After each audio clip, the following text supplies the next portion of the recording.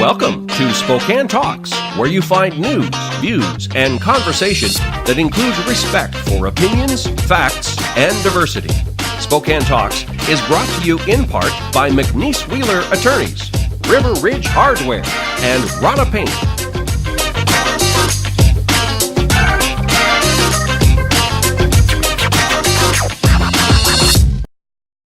Welcome to Spokane Talks. I'm Ryan McNeice. Next up is a special sheriff's report with Ozzie Knezovich to discuss, is Spokane dying? Of course not, but a wake-up call for all major cities. Well, good afternoon, good morning, depending on when you're listening to this. Today we're going to have a discussion about a documentary that was put on by KOMO News in Seattle. And I think that this documentary is salient at this point because even though Spokane is not in the position that Seattle is, there are very definite parallels that we're facing. And if we don't change that direction, we could end up here. And in some instances, we are very much far down the road in reference to this documentary. Ozzie, I think you're making a good point. I think KOMO did a great job on this documentary, Is Seattle Dying? Obviously, the title of this particular segment is Spokane Dying? Well, of course not. But this is a good wake-up call for any major city because we're all grappling with these same issues. But whether it be the Sheriff's Department, GSI, Visit Spokane, Downtown Spokane Partnership, everybody's doing a great job in Spokane to try to avoid some of these issues. But let's kind of drill down on what some of these critical issues for a large major city are. Let's do that. And we're going to play clip 1 and 2. We'll play clip 1 and then we'll kind of lead right into clip 2. I think it's important. Folks, this is going to be kind of a fast-paced program because we have a few clips to go through and an opportunity to chat about them. So here we go with the start, clip 1.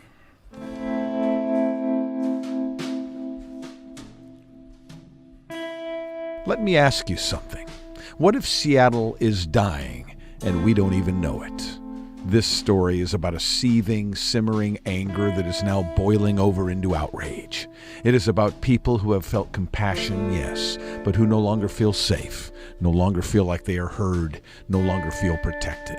It is about lost souls who wander our streets, untethered to home or family or reality, chasing a drug which in turn chases them. It is about the damage they inflict on themselves, to be sure, but also on the fabric of this place where we live. Now, some of that's hard to watch. It is, and we're going to get into that solution. That solution, quite frankly, ladies and gentlemen, is something that I've talked about for almost 13 years now.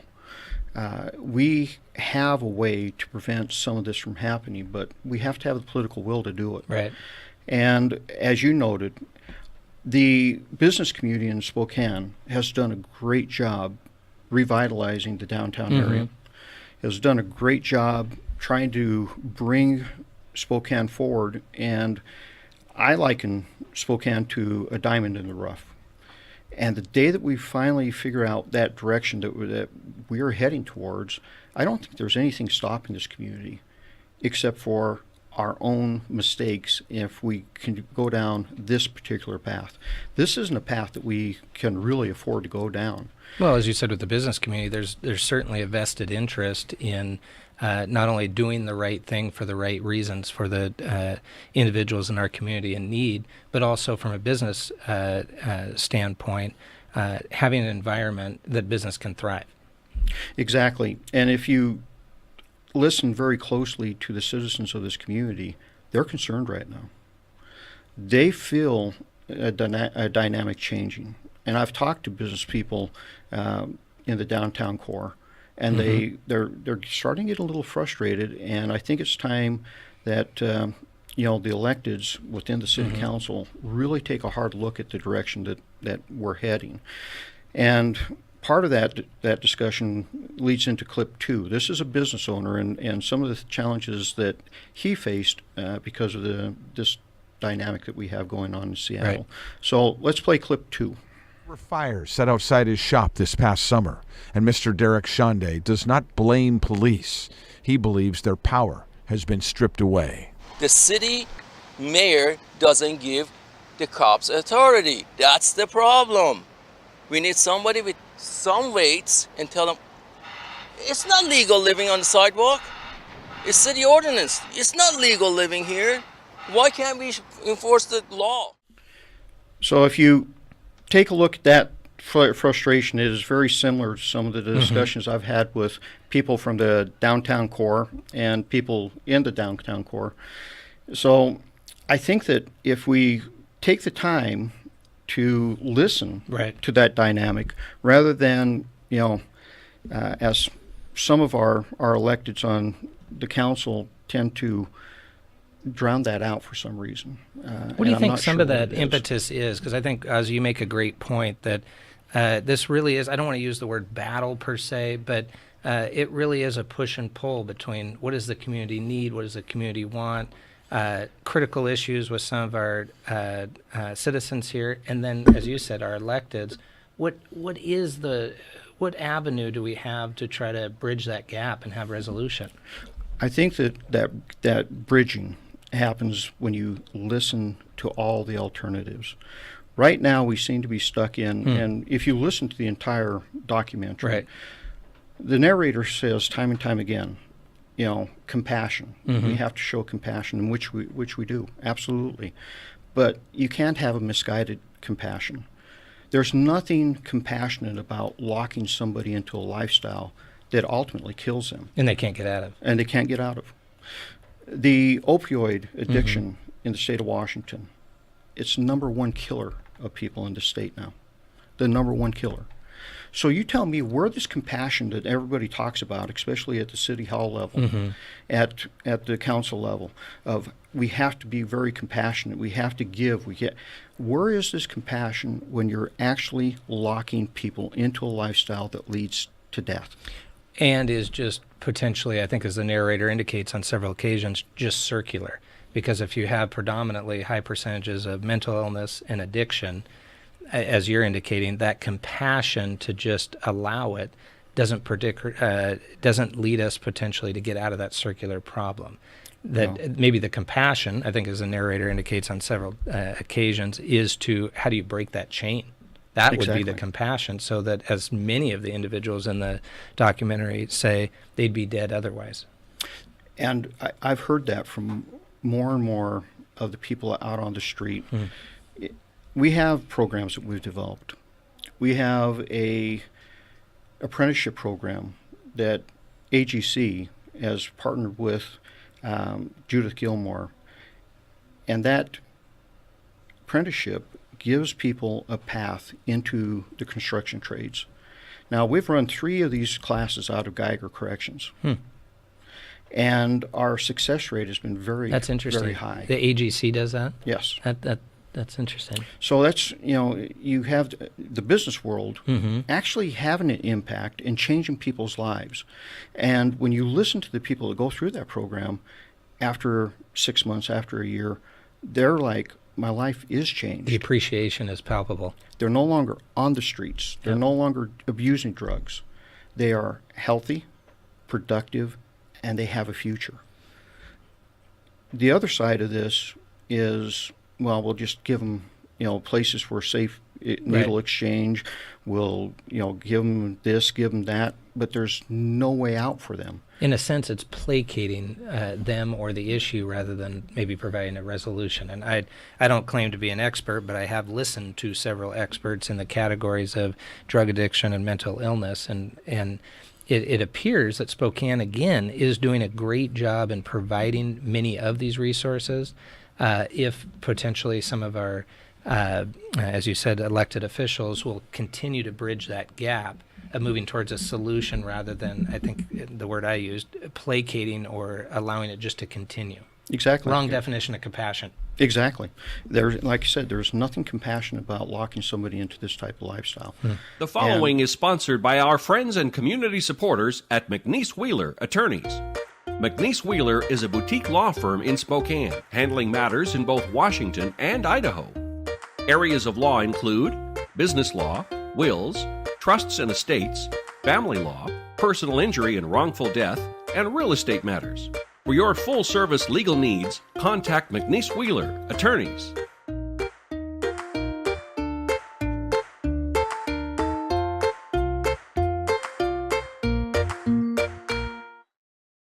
See you tomorrow night, and thanks again for taking care of the painting. I got this. Bye.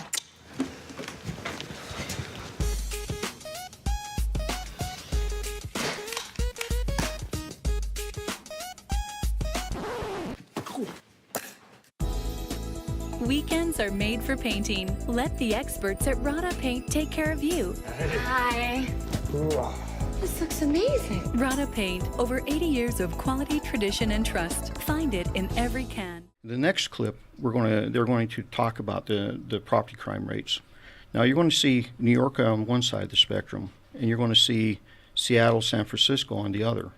And San Francisco is suffering from the same problems that Seattle is right now. And once we listen to that, I'll give you what the true dynamic is between New York and the top two. So why don't we take a look at this clip number 3. Let's look for a moment at property crimes for the 20 biggest cities in the country. New York City in 2017 had 1,448 property crimes per 100,000 residents. Los Angeles was just over 2,500. Chicago, 3,263. And look at Seattle, 5,258. The only major city with a worse number is San Francisco, which is dealing with the same problems for the same reasons that we are. So when you take a look at that clip, people go, wait a minute, New York, San Francisco, what is that dynamic? Right, 2 poles, if you will. New York learned one thing during the time that it went from being one of the highest crime rated cities in the nation in the 90s to where they are now. You have to take care of the quality of life crimes. You have to take care of those low level crimes.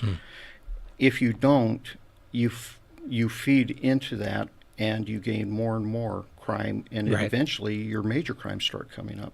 Well, I think they made a major point of that in the Seattle is Dying clips, where they talked about the top 100 list, if you will, of the individuals that just circled through the system on these lower level crimes.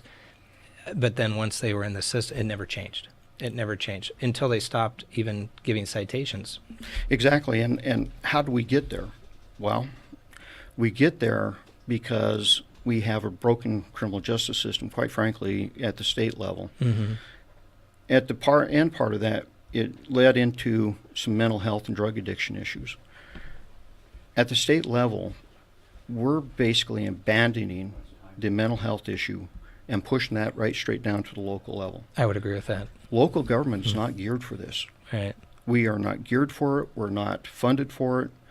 And there are people that need that heavy supervision that comes with being in an institution to help manage that mental health issue. The term is called least restrictive alternative. And if you take a look at the mindset behind least restrictive alternative, it is deinstitutionalize all these people, put them in group homes. Well, here's the problem. When they fill out the group home, there's no other place for them. And they end up on the street. And we are seeing that in Spokane. Yes, Again, I could go on and on about the positivity and glass half full. Spokane is a gem, diamond in the rough. But I would agree with you, Ozzie. There are scenarios where these individuals, there is no place for them to go. The mental health systems don't have most likely the capacity or resources, so they end up on the street. And I do think we're starting to see a pretty significant issue there. And this is something that's happened to us at the state level.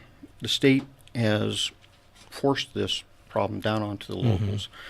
And it's something that I think the local level governments need to start pushing back on and asking the state, if you're going to do this, you need to make sure that there's proper infrastructure. Because if they fell at the group home level, then you need to have some kind of intermediate stop point between institution and group home, so we can bring them back up, get them stabilized, and hopefully bring them back down into a group home. But there are some people that they cannot handle that lack of structure in their lives. This is River Ridge Frame Shop, called Frame It Today, where we can take your art customize it, and get it ready to hang on the wall.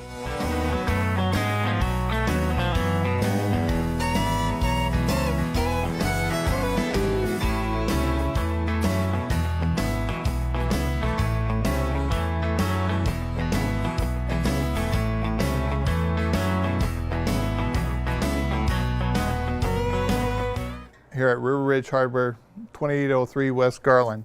See you tomorrow night, and thanks again for taking care of the painting. I got this. Bye.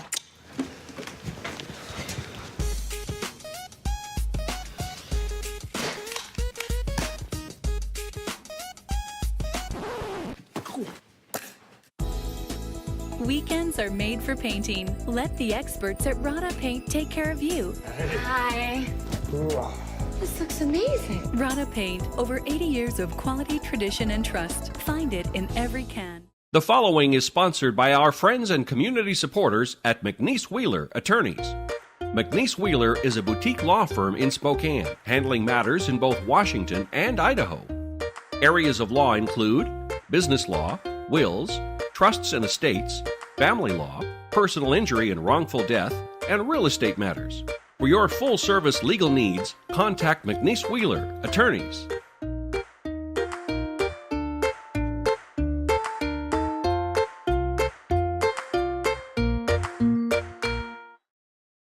So if you take a look at the crime level, how do we get to a point where this next clip can happen? Well, we're going to run clip 4, and then we're going to run the two following, because the next two are from the law enforcement perspective. And once we get done with the next 3 clips, I'll talk a little bit about what you're actually seeing and what we're seeing here I find that locally. very interesting because Ozzie obviously was a sheriff in Spokane County, and your deputies and City of Spokane, City of the Valley, the boots on the ground of what you're actually seeing can't be denied. It's what you are actually seeing. And I think the KOMO clips did a great job of throwing out the survey and saying, well, where are the positive responses? And the narrator says there weren't any. There weren't any. And I'd be curious, and we'll talk about it after this clip, if that same survey was done by your own deputies, boots on the ground, what would the results be? But let's take a look at the clip. So we're going to run clip 3, 4, or 4, 5, and 6 back to back. So let's start with clip 4. That is Travis Berge stretching out before we interviewed him. He came from Reno 4 years ago. He's a musician, a big personality, and he has problems. You're a user, right? What's your drug of choice? I use methamphetamines. Yeah. And I try to at least use it once a day. But I don't really consider myself a drug abuser. The shit is amazing. You like the meth? I love it. Remember that list of familiar faces? Travis is on it. 34 criminal cases in 4 years. Things like assault, attempted rape, trespassing. You're on a list, you know. Nice. There's a list of the 100. They came out with the 100 frequent flyers, Really? friendly faces. Of everything? Of all, the entire. Which one am I? Which number on the list? Yeah. Oh, you're up there. Nice. You're up. Well, if you are wondering how anybody can come to the conclusion that they've conquered the criminal justice system, let's see what the police officers in clips 5 and 6 have to say. So let's play clip 5 and 6. United attempt to help this population. The city has allowed the streets to be essentially taken over. The city is falling apart and becoming more unsafe due to politics surrounding low-level criminal activity and homelessness. We don't want to screw over the homeless population. We just want the ability to police them. One of the officers who replied to the questionnaire we sent out agreed. The amount of money lost due to thefts downtown, he said, is staggering. Unfortunately, the businesses take the hit, and the person caught stealing rarely has to deal with any consequence. Pretty stark reality. Yeah. The problem is property crimes in the state of Washington are the way they are because of our elected officials. I've had discussions with elected officials that went like this. Well, you know, all those vehicle thefts, well, those are people that own Cadillacs and Escalades, and they can afford that. And my response back was, Senator, you're out of touch. Right. Lack of accountability. Because it's the single mother who is working very hard that is having her Honda 1990s usually stolen. Yeah. And they are out of touch. And if you ask why the philosophy, what the difference in philosophies are, that last part about the head tax, you have a fight in the United States going on right now versus capitalism and socialism. Socialism is what you saw right there. And quite frankly, this is why socialism fails continually. But there is a solution to this. Right. Many years ago, I was asked, how do you break this cycle? And I love to hear the positivity of, with a systematic change, can we make demonstrative change? And yes, I think that's what you're speaking to. We can. I said that the next prison that's built in the state of Washington needs to be a long-term treatment facility, because 30, 60, 90-day drug treatments don't work. They just don't. It's been proven. It takes 18 months to 24 months to change somebody's life, especially when they're hooked on heroin, methamphetamines, those type of drugs. And if you simply would hold them accountable for the crimes that they're committing because of their drug habit, send them to a place where we deal with their drug issues, deal with the co-occurring mental health issues, give them a job skill, and teach them how to go out and get a job, you will change their dynamic in their life forever. Right. Give them the capability to be a productive individual without the substance abuse, and hopefully reining in the mental illness issue or providing resources to treat it. Exactly. So is it working somewhere else? Most definitely. Let's take a look at clip 7. Is this the Rhode Island MAT program, medication-assisted treatment? We can't just ignore our way out of this. We can't arrest our way out of this. People are dying, and there's something we can do to stop that. It starts out here, really, because the first thing that they do in Rhode Island is enforce their laws. Drug dealers and the people who steal and commit crime to get their drugs eventually end up in this place, the Rhode Island Department of Corrections. It's not a nice place. It's a prison. But inside the walls, something amazing happens. Every day, the inmates who are in the MAT program line up and they take their medicine. There are 3 opiate blockers that work: methadone, Suboxone, and Vivitrol. They are FDA approved. They get people off heroin. They save lives. That's how you end this dilemma. You give people hope. You give them a chance and a way out. Right now, we're not. We're not even having these discussions. You know, you have people in this community talk about smart justice. They don't understand smart justice. Yeah, that's an interesting phrase. They've never understood smart justice. Mark Richard and I, when he was county commissioner, went to Florida, and we brought smart justice to this community. Here's the crux of smart justice: accountability.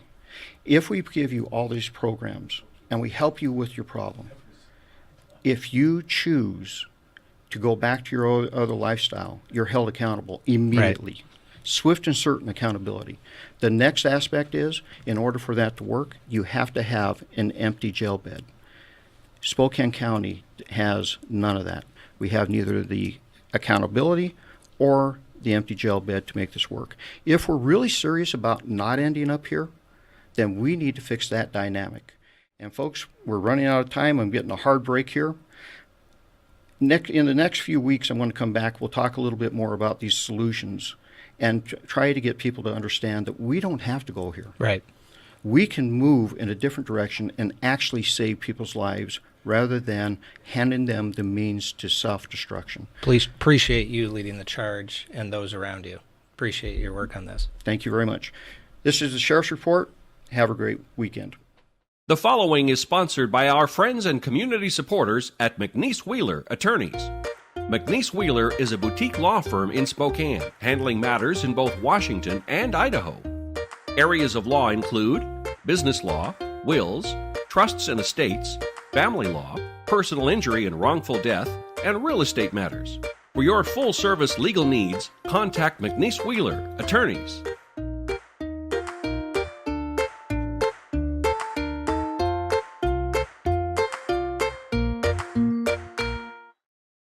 See you tomorrow night, and thanks again for taking care of the painting. I got this. Bye.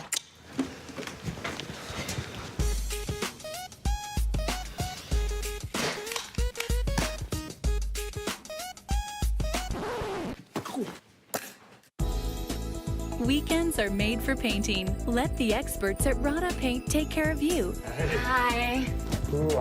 This looks amazing. Rada Paint, over 80 years of quality, tradition, and trust. Find it in every can. Spokane Talks is about you. Give us your feedback and comments at info@SpokaneTalksMedia.com. Spokane Talks is brought to you in part by McNeice Wheeler Attorneys, River Ridge Hardware, and Rada Paint. We'll be back next week with additional news, views, and conversations. Please join us. So long for now.